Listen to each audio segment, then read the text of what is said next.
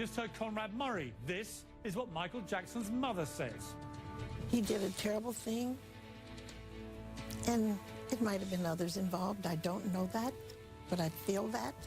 Now she's suing the company that produced Michael's comeback for $40 billion. It says billion with a B. Does she have a case?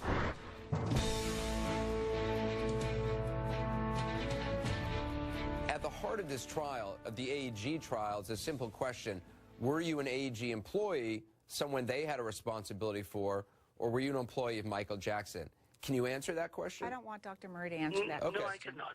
Not at this time. Okay, I understand that. Can I ask you, do you know the answer to that question? Absolutely. Anderson Cooper just a few minutes ago talking to Conrad Murray and asking him the key question: who hired him? Murray's lawyer wouldn't let him answer, but the Jackson family is suing concert promoter AEG, saying the company is to blame for hiring Murray in the first place. Well, joining me now, a man who knows Michael Jackson pretty well, better than most people, Thomas Mesereau, who represented him, of course, during his molestation trial. Tom, fascinating interview that he had there with Anderson Cooper. What did you make of it? And in particular, that first clip there, which I guess is to the key of all this. Who was employing Conrad Murray to be a practitioner for Michael Jackson? Well, there's no question in my mind, Piers, that the concert promoter employed Conrad Murray. Michael Jackson may have introduced Murray to them, but they had their lawyers draft an employment agreement. They sent that agreement to Murray to sign. He signed it. Apparently, there's email correspondence where they're admitting that they have employed him, and I think they're going to have a tough time getting out of that position. How will that affect the litigation that's about to start tomorrow with the family led by Michael's mother suing for $40 billion? How will that affect that if you assume that what you've just said is correct, which I concur with? I don't think this Conrad Murray interview is going to affect that case at all. I think everyone knows that Murray was incompetent. He was convicted of criminal negligence. He caused the death of Michael Jackson. The question is, was AEG, the concert promoter, also negligent? And they can't just hide behind Conrad Murray. I think there's an email trail where they're taking responsibility for hiring him. They're instructing him what to do. They're reminding him that they pay him his money. I think they're going to have a tough time. I think Catherine and the kids have a strong case. This isn't another clip. This is where he talks about propofol, which was, of course, the killer drug. Yes, indeed. I did order propofol to his home, but I was not the one that brought propofol into his home. I met him with his own stash. I did not agree with Michael. But Michael felt that, it was not an issue because he had been exposed to it for years and he knew exactly how things work.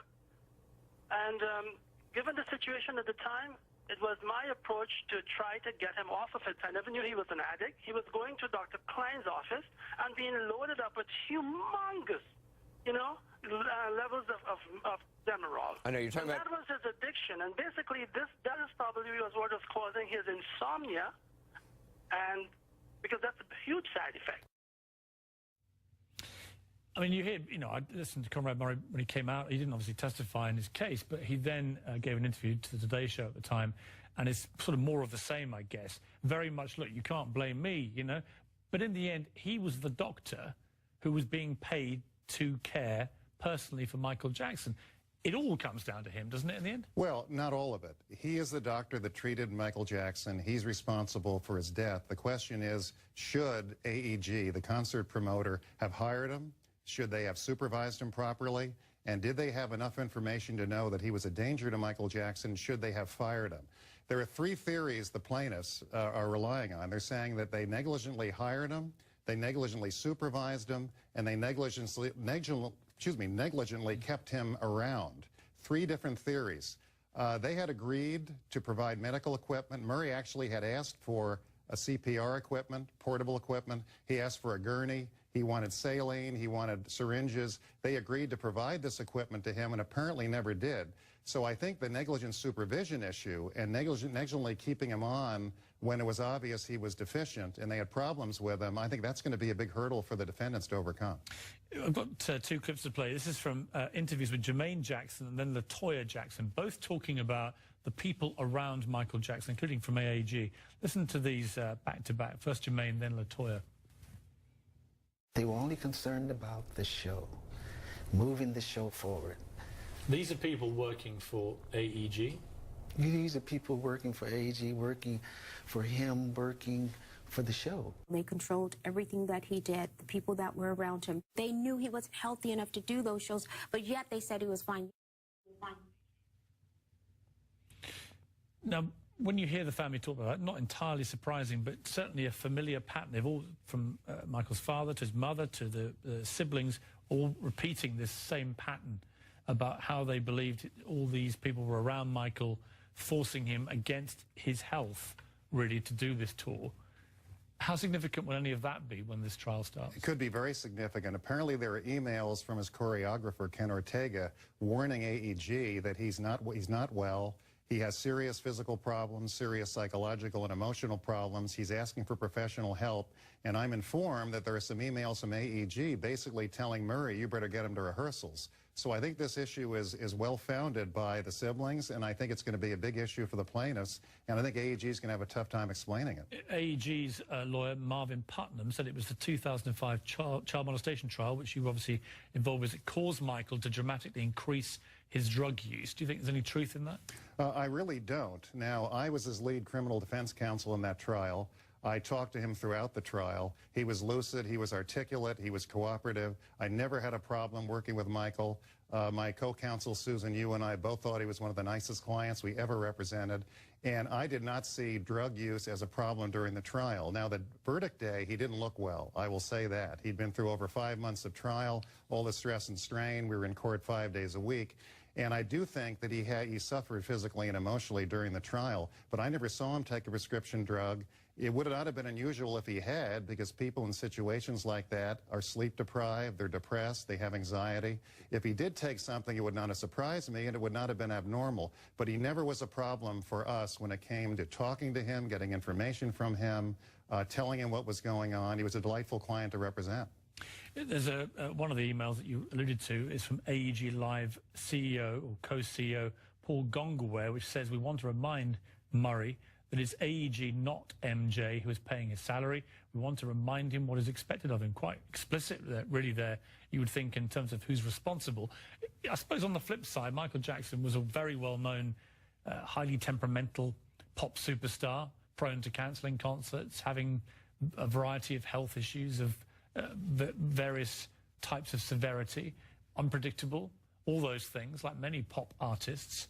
Could that work against the family's claim in the sense that AEG may say, look, yeah, we did try and get him to work, but he was a bit flaky? Well, if they thought he was that flaky and they thought he was that disturbed, why did they enter into a contract with him to do all these concerts? They invested over $30 million before the concerts even began. If they thought he was that bad and they thought his reputation was suffering from all these other issues, why in the world did they go into business with him? I think it's an uphill battle for AEG. Let's just play the final clip from the Anderson interview, a quite extraordinary moment when Conrad Murray burst into song. You know what describes me, Anderson? Let me sing something for you. This is important to me. He's a little boy that Santa Claus forgot, and goodness knows he did not want a lot. He wrote a note to Santa for some crayons and a toy. It broke his little heart when he found Santa hadn't come. In the streets, he envied all those lucky boys, but goodness knows he didn't want a lot. I'm so sorry for that laddie who hasn't got a daddy. I mean, it's almost comical on one level that. You can quite see why he didn't testify, because clearly I suspect his legal team weren't entirely sure how he would behave on the stand. But when you hear Conrad Murray behave like that, that's not the behaviour of as he would pit himself to us as being, of a decent, honourable, straightforward physician, is it? No, he has never taken responsibility for what he did. He has always blamed Michael Jackson for everything that's happened to him. He wasn't professional. He violated medical ethics. When the paramedics came to the scene, they asked him, what did you give him? He never mentioned propofol. There was evidence that he tried to hide propofol from the paramedics and the police. He can't get out of this. He's responsible for his death. AEG should not have retained him. They should have checked him out beforehand, and if they had any problem with him, they should have gotten rid of him. No, he's not a good doctor. He shouldn't be a doctor, and I think he's where he belongs. Final question, and very quick if you don't mind. Is she going to win, Katherine Jackson, on behalf of the family? She and the children are going to win, in my opinion. They have a very strong case. They have a great lawyer, Brian Panish, the best in Los Angeles for a case like this. And I think they have the evidence on their side, and I think they have morality on their side. So I think the defendants have a tough go. Tom, great to see you, as always. Please come back soon. Thank you very much, Piers. Tom Mesereau, can't think of a better guy to talk to about Michael Jackson.